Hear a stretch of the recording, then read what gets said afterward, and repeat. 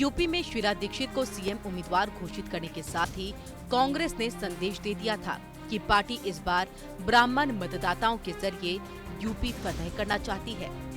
लेकिन अब पार्टी आलाकमान और चुनाव की कमान संभाल रहे प्रशांत किशोर की नई रणनीति के मुताबिक 2017 के चुनाव में पार्टी करीब 25% यानी कि 100 सीटों पर ब्राह्मण प्रत्याशियों को उतारने की योजना बना रही है। दरअसल वोट बैंक की सियासत ने आखिरकार कांग्रेस को घुटने टेकने पर मजबूर कर दिया है।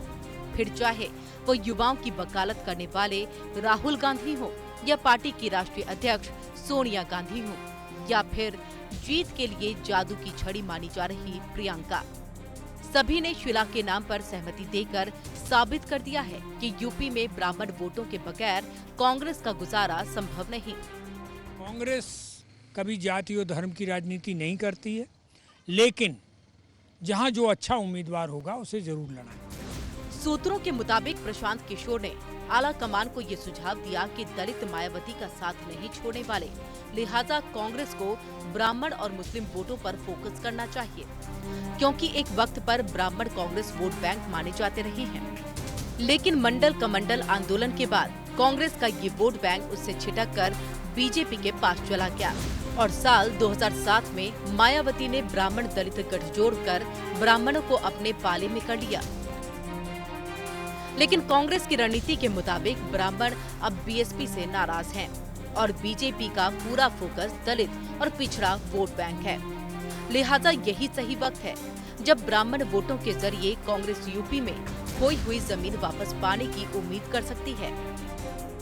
हालांकि विपक्ष कांग्रेस के इस नए फॉर्मूले को सिरे से नकार रहा है।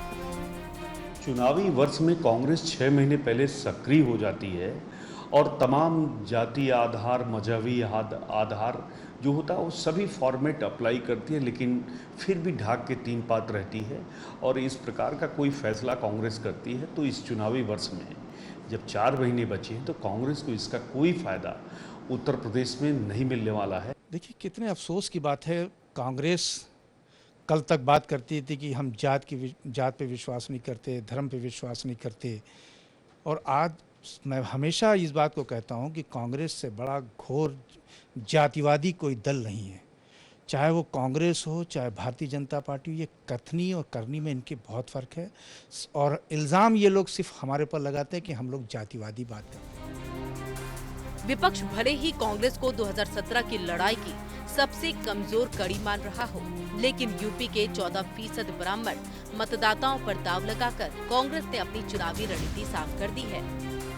विक्रम मिश्रा के साथ अनामिका सिंह, APN, लखनऊ।